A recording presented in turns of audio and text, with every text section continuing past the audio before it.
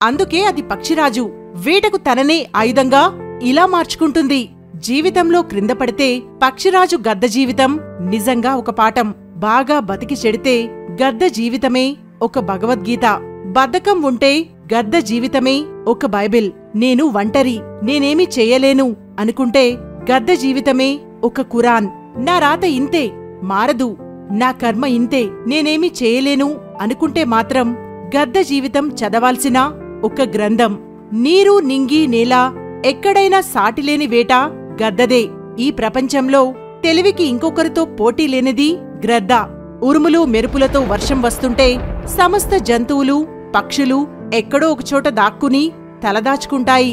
కాని గద్ద మాత్రం ఆకాశానికి ఎదురువెళ్లి ఉరుములు మెరుపులని దాటుకుని ఆకాశంపైన నిలబడుతుంది. గ్రద్ద దాదాపు 70 ఏళ్లు జీవిస్తుంది. అయితే 40 ఏళ్లకే గోళ్లు బాగా పెరిగిపోయి కాళ్లలోకి వంపు తిరిగి తనకే గుచ్చుకుంటాయి. రెక్కలు బాగా పెరిగిపోయి శరీరానికి అతుక్కుపోయి బరువు ఎక్కుతాయి. ఎగరటం కష్టమవుతుంది. పొడవైన దాని ముక్కుకొన చివర వంగిపోయి పట్టుకున్న ఆహారాన్ని నోటితో తినడానికి సహకరించదు. తనమీద తనకే అసహ్యమేస్తుంది. ఆ 40వ ఏట దాని ముందున్నవి 2 దార్లు. నా బతుకు ఇంతే, నా కర్మ ఇలానే తగలబడ్డది, నా రాత ఇంతే అనుకొని ఆహారాన్ని సంపాదించుకోలేక ఎగరలేక శుష్కించి మరణించడం, లేదా తనని తాను మార్చుకోవటం. అయితే ఇక్కడ గద్ద 2వ మార్గాన్ని ఎంచుకుంటుంది. నేను మారతాను, నా జీవితాన్ని మార్చుకుంటాను అనుకుంటుంది. దగ్గరలో ఉన్న ఒక పెద్ద కొండ శిఖరం దగ్గరికి వెళ్లి పెరిగిన ముక్కును వలిచివేసుకుంటుంది. అత్యంత బాధ, కొన్నిసార్లు రక్తం, ఆహారముండదు. అయినా అలానే ఉండి కొత్త ముక్కు వచ్చేంతవరకు వేచి ఉంటుంది. కొత్తగా వచ్చిన ముక్కు పదును పెరిగాక వాటి సహాయంతో పెరిగిన గోళ్లని కత్తిరించుకుంటుంది, వదిలించుకుంటుంది. మళ్లీ రక్తం, బాధ, అయినా భరిస్తుంది.